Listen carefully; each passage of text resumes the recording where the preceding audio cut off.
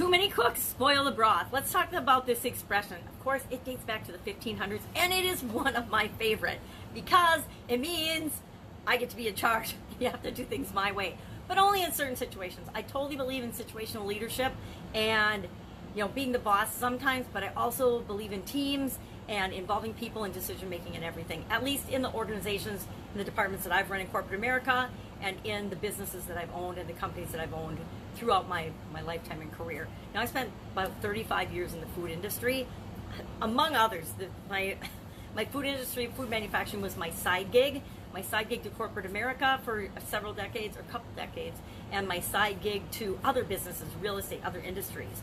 So I've been involved in it for a long time, and one thing I learned early on in that business was that if you didn't have processes and procedures or ways of doing things in manufacturing, when you're not just cooking one meal for people or one dinner, you're cooking and creating foods that people are going to consume.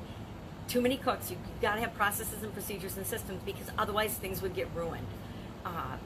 Not only in the kitchen, but in any other facet and aspect of our life.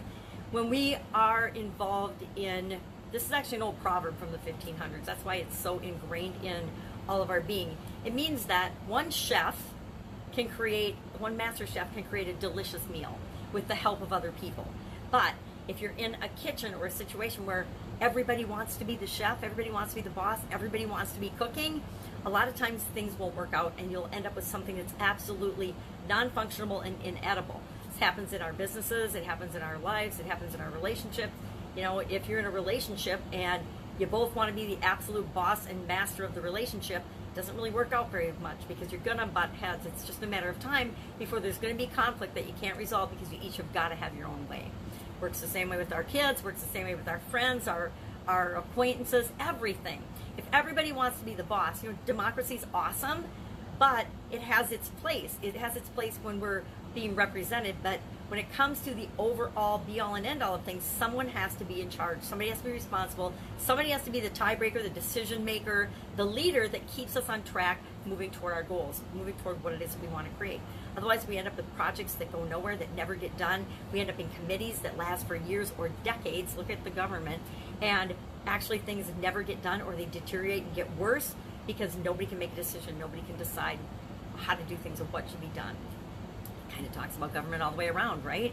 So have you ever been on one of those projects in your job or in your career, or maybe you're on one right now in your business, where you haven't added a structure to the team or the committee type structure, and you haven't set it up that somebody is the overseer and the keeper of the rules, the keeper of the goal, the keeper of the project directive, to make sure that everything that's done, all the decisions that are made, are moving toward the accomplishment of that project or goal.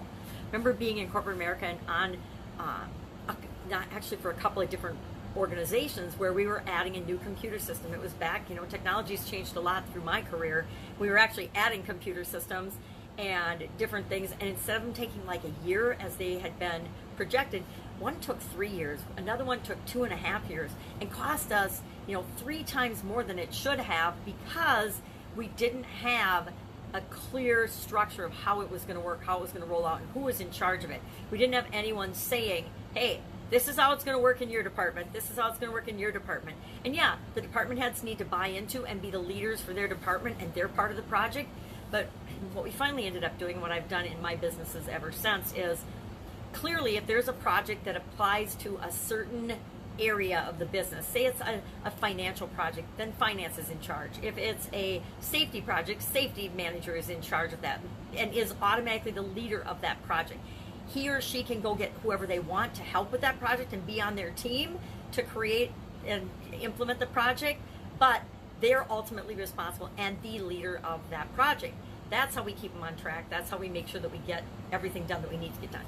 New equipment installations would be either the department it was being installed in, or maintenance. Sometimes electrical projects would be in charge of the electrical manager, and so forth, depending on what you got going in your company. I ran a manufacturing company, so all of those things came into play.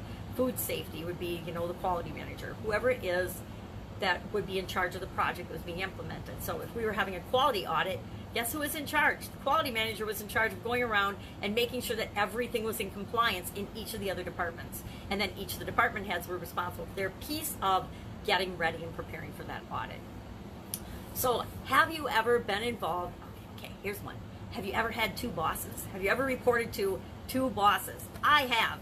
Terrible. My daughter is doing that right now, and I feel for her because I've been there. It is a no-win situation. When you're reporting to two different bosses, it's like having two husbands or two wives. I can't imagine, because somebody's always going to be unhappy. Somebody is always going to want their priority to be ahead of the other person. It does not work. I say if you ever get assigned two bosses, make sure that you share your expectations with both of them and you map out how things are going to work between the three of you, because it will save you a ton of headaches, a ton of stress, and a ton of frustration.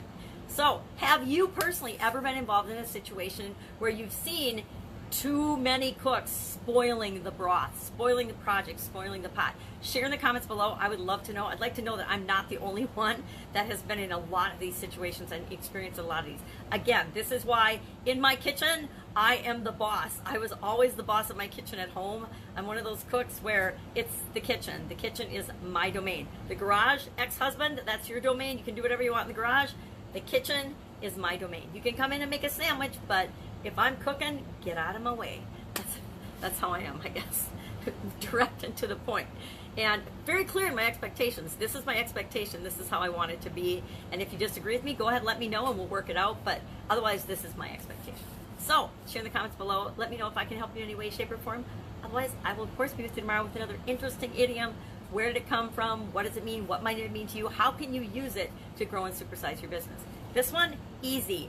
Make sure that you always have a clear structural and functional leadership within your projects, within the committees that you set up or the teams that you set up to accomplish any goal within your organization. Bye. Catch you tomorrow.